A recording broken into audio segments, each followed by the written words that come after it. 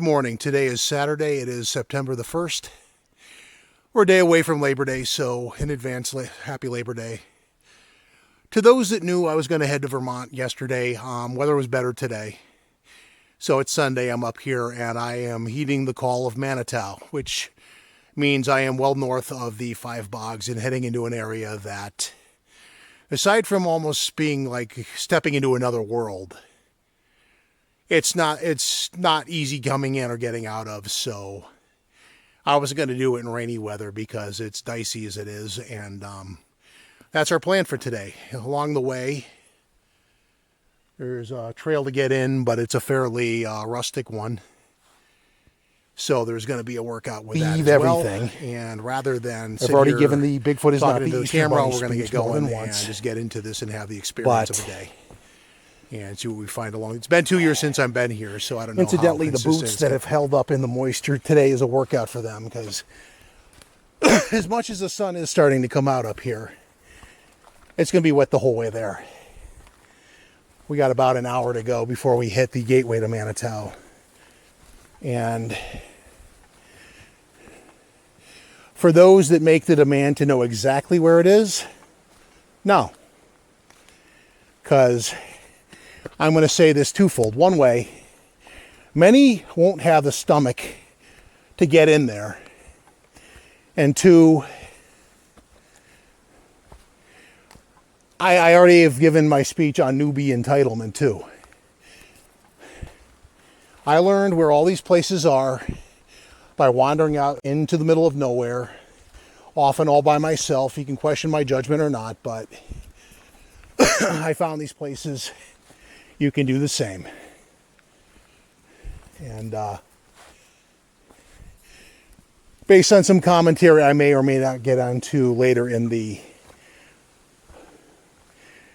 video, anyone who is going to post the time-honored little gem of, you owe it to the community in advance, kiss my ass. No, I don't. And neither do you. The community is not what it purports itself to be. It is a different thing altogether, but we'll touch on that later if I'm in the mood. My first goal is to get into Manitou. Had I done this yesterday, given at least the weather report, which again, you're in the mountains, so you decide how accurate the weather forecast is going to be, or how reliable, given the sudden changes. I've had days up here where the weather has done 180 what the report said it was going to do. Today seems to be proving to be about what it was. Cloudy, slowly burning off and being muggy as fuck, and so far it is. But had I done this yesterday, I would have been racing the rain. And getting into this area is not, if you have 2 hours, and this is to a friend of mine, if you have 2 hours to throw to the day, this is not a destination for you, because I can't guarantee you're going to get there and get out, and I can guarantee you won't. So that's kind of that. The trail itself is like you got to check your footing every so often, because you got to go over roots and things that are, you got to keep your eyes to the ground, which means you may miss a lot of the surrounding. And that's not an X placement up there. They're spaced apart if you actually look. So for those that believe in that sort of thing, afraid not. I'm going to take a segment break after I cover this, but again, just to get, now that I have a little bit more background on the origin of the claim of the big reveal. The big reveal is 9 times out of 10 likely going to prove to be BS, given the source, which is a shit TV show that is nothing more than scripted bullshit, and a whole lot of what's wrong with the community today. And I know there are people out there that seem to want to stir the pot again, and I don't want to get back into that today, despite some recent provocations. But regardless,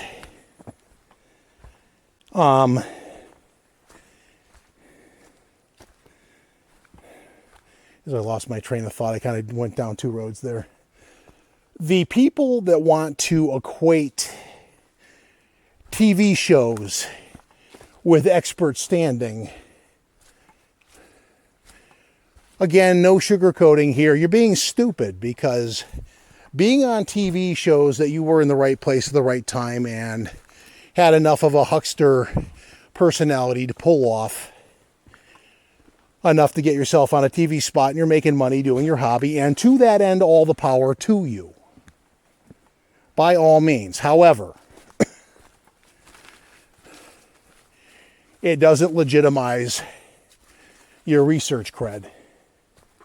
So we're going to do a segment break right now, because I'm going to go down there for some photos, and then I'm going to go up that way to continue on my journey. But we are back. We are visiting or revisiting, depending on your take on things, a place I've affectionately nicknamed Splashtown. It's normally a lot more wet, though. It looks like it's overgrown and gotten dry in here. It's basically a stump graveyard. That looks like it's more of a meadow now. Although, from bitter experience, that can be very, very deceptive. That could all be water and you wouldn't know necessarily. But as we are on the gateway to Manitowoc, the sun is starting to make itself felt. We're going to make our way in there. I just wanted to kind of have a look and see what shape this area is in. But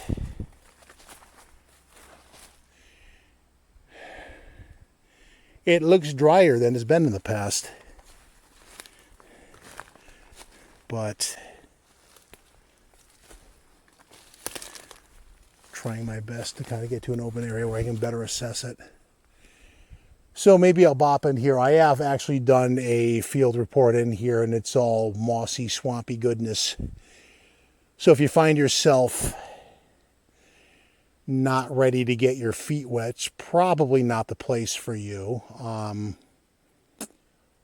I've kind of given up giving that disclaimer to people that have asked to come out with me, because they have gotten in over their heads when they get out here, and I just find that kind of a frustration.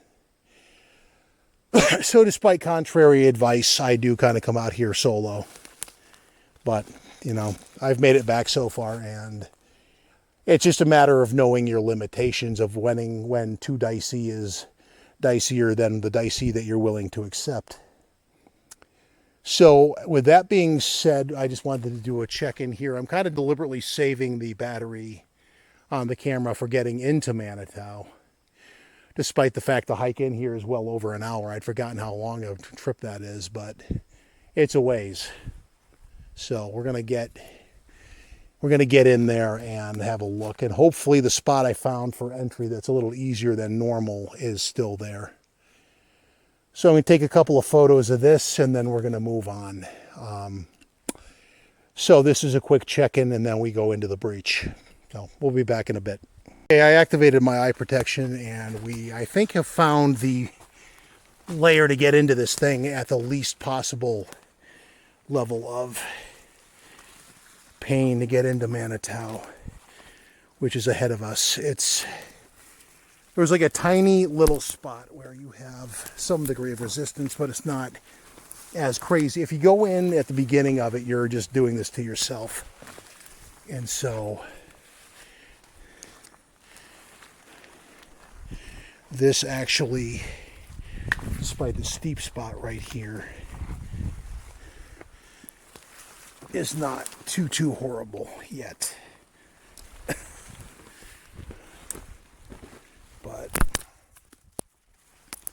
And it literally is that last like 20 feet getting out of here where you have a bitch to get back out. But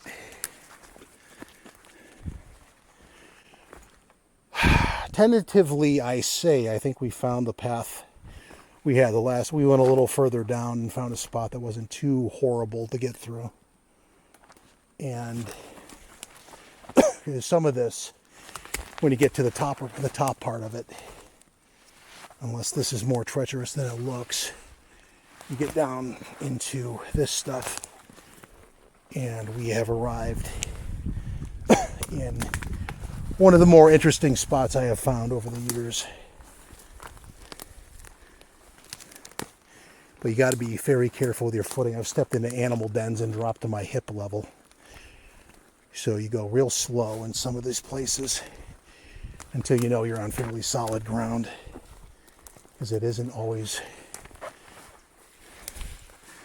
And now before we go back up, kind of go up in that direction. So that tree cluster right there is my visual marker to find my way back out.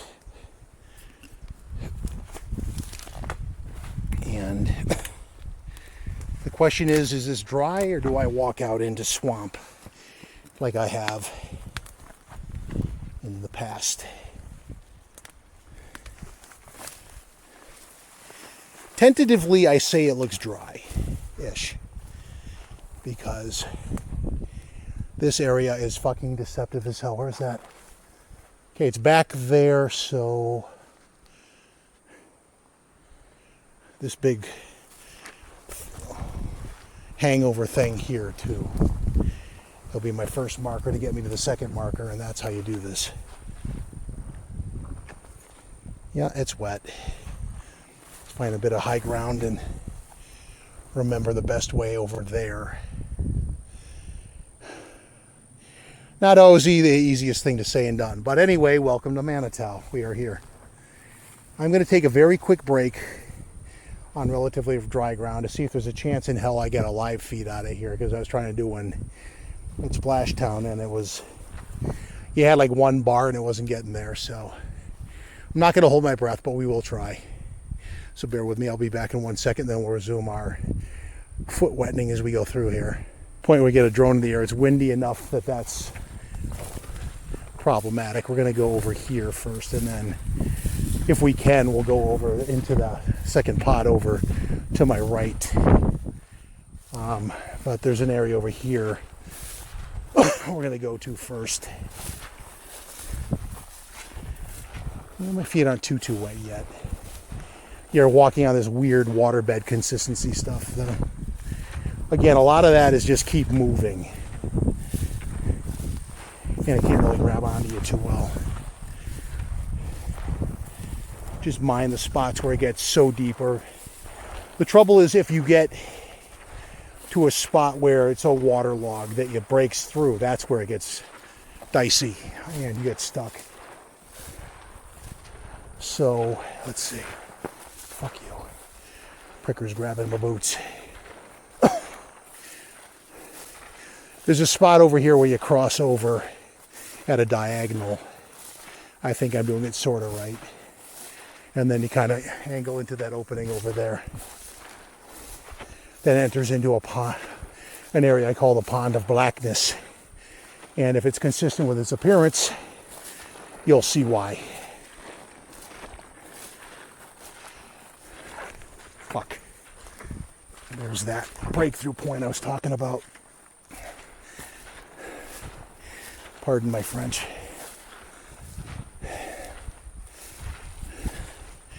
There is a burst through point, and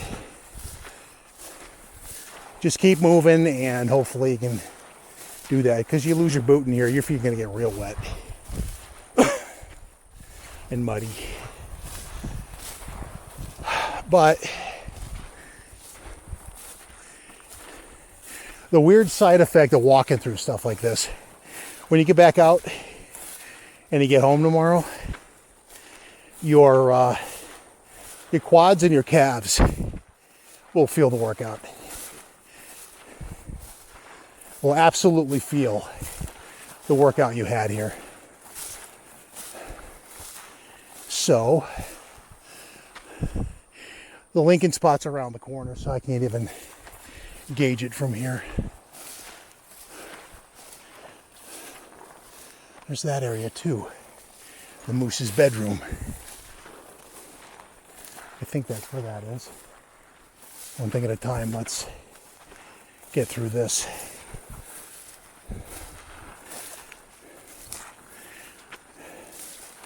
If memory serves, it gets a little bit less wet and more solid as we approach a little land bridge into this area.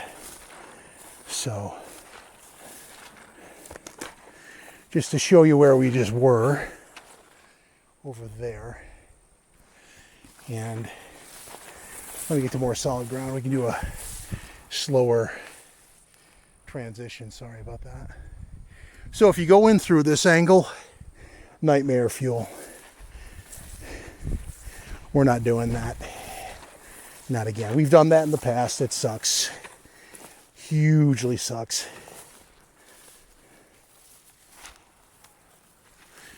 But shit. I remember this being this wet. We're broken up. But so technically speaking, pod number 2. Let's get over here. I'll let and or not. You bastard.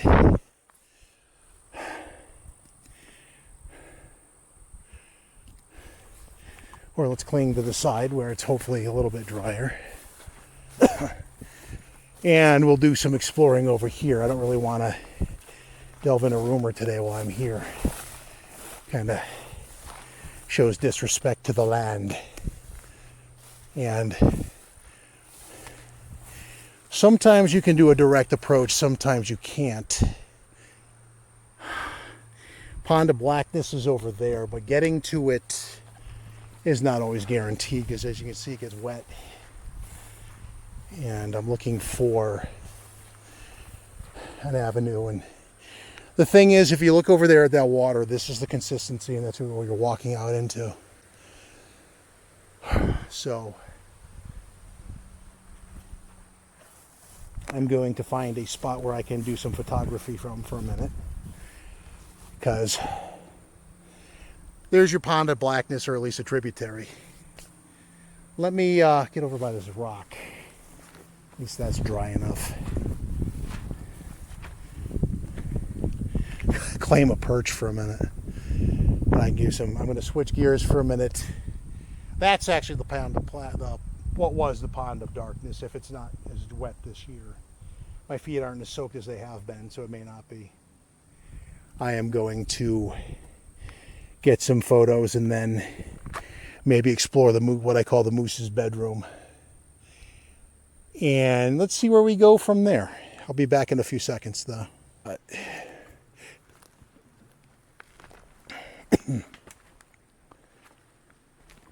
again, there is a trick to getting in and out of here with relative ease, and the trick is having done it the painful and stupid way a few times and knowing the mistake you don't want to repeat again.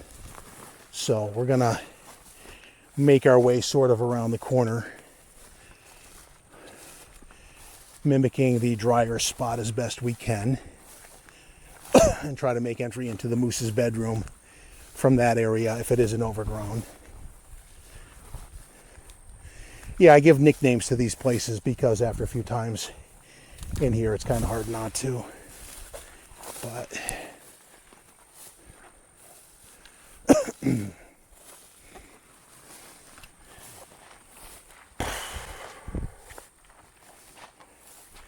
always an interesting visit, though.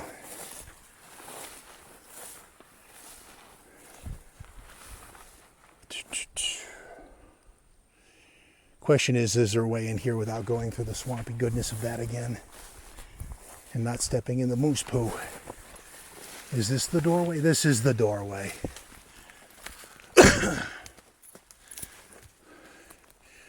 Up into the middle of this thing. Okay. Okay. Yeah, there's pockets where it thins out. And then pockets where it doesn't. So we can drop back down that way. When we're done in here, having a look around. The reason it got called the moose's bedroom, I don't think he's been here recently, but there was when I first found this place. Clear and fresh present signs of a bull moose like bedding down in here, and I was actually kind of trepidatious that I might have a surprise run-in with him. Because the nature of this place, bear sign, moose sign, that guy, is all relatively here. And that being said, running into any of these critters is a distinct possibility without trying overly hard. You're not near the trail right now, and you're a ways out from it, even if you were on it. So,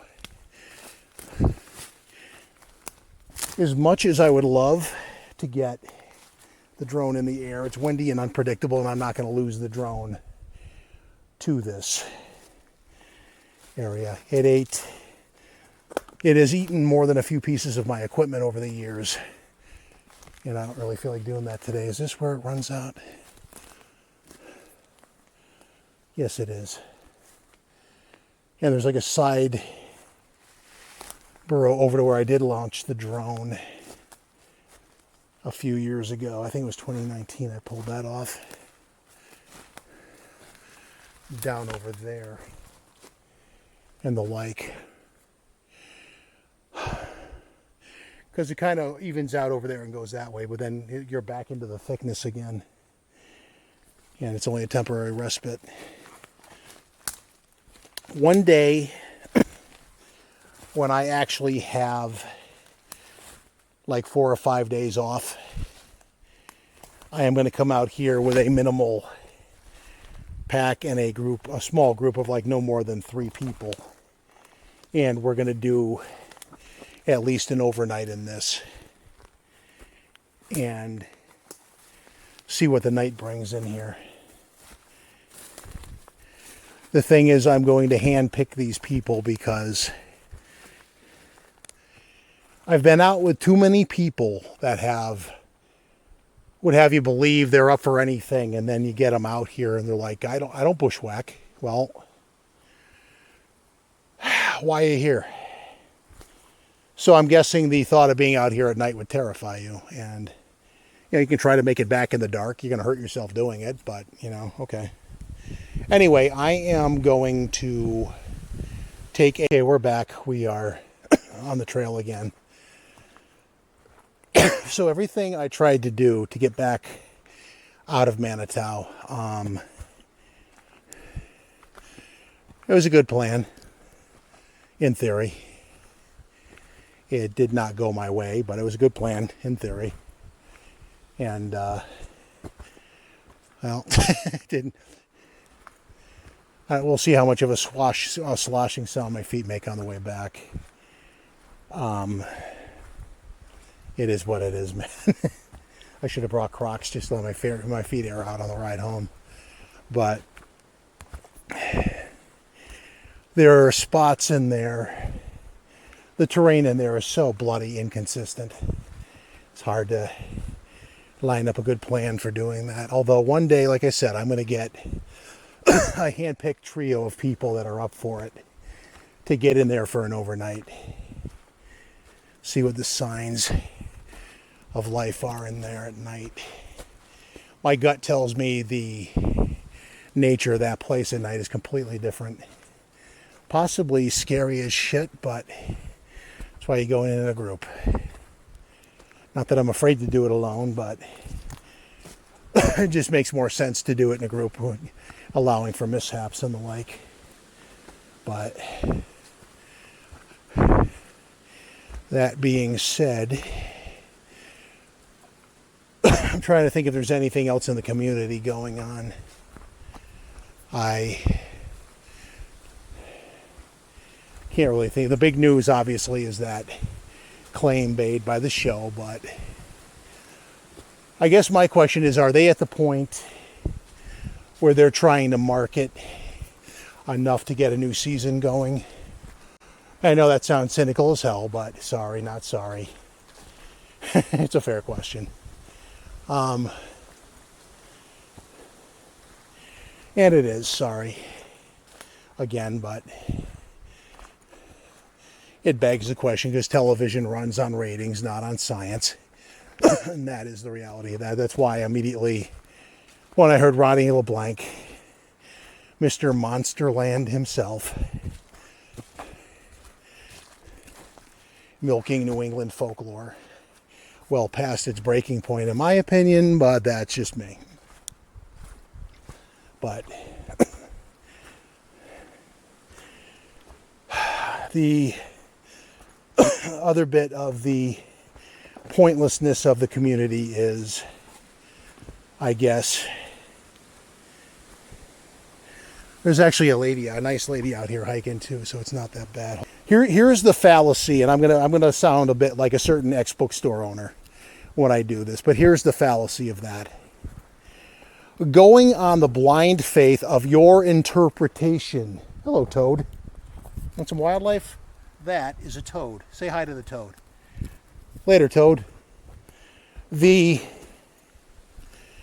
fallacy you're going by is that your interpretation of a random quotation from the Bible makes you right. Not necessarily. And when you come into a group where that's not the conversation, and I've had this happen at work too, so we're going to kind of delve into a multi-pronged approach to this. I've had more than one employer I've overheard tell certain people overly religious at work, we're not running a religious community, we're here to have a job done, and that's what we're paying you to do. I agree with that. And there's half a dozen quotes that could probably defend that mentality too. You're here to do the job that you're hired to do. And if you're doing IT and you're trying to turn it into a sermon, shut up and stick to IT. Take the job you do, change out the word IT with the job you do, rinse and repeat. So back to this guy who was crying, and I encountered these people in the Bigfoot believer groups too. They're out there. And I don't know specifically what their end game agenda is, and I don't really care. It's more the principle of the fact,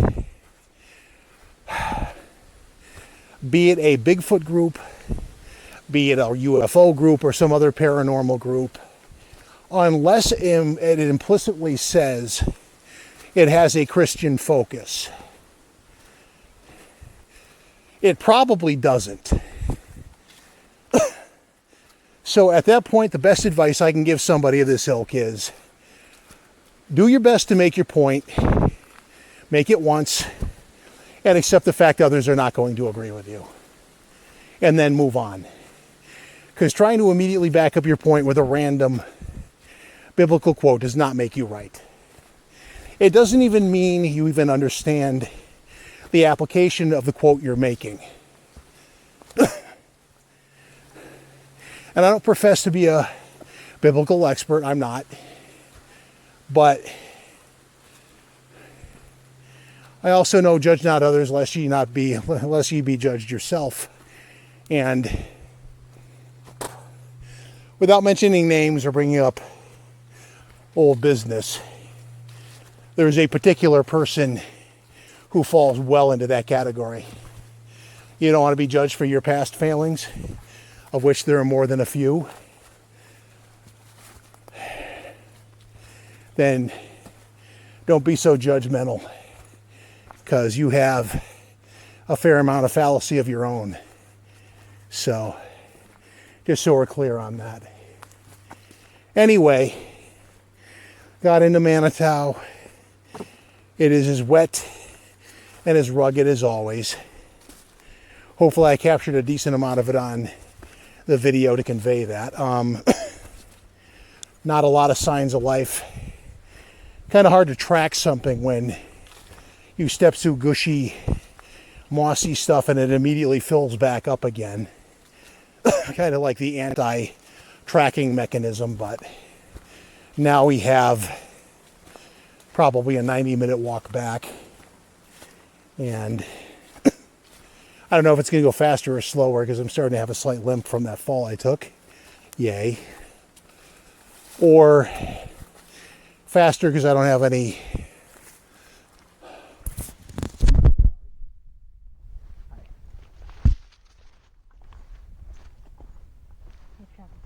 You too. I'll have to edit that out to protect that person's right to be off there.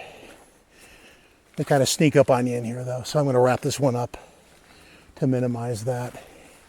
So going forward, those are my thoughts on that. I'm not going to delve into a rant on the same person again. So with that being said, we went to Manitowoc, we came back out the other side, making our way back, and hopefully this limp isn't going to get any worse. And we'll catch you the next time. Like, subscribe, and we'll catch you on the flip side. And that's all I got for today. We'll see you later. Bye.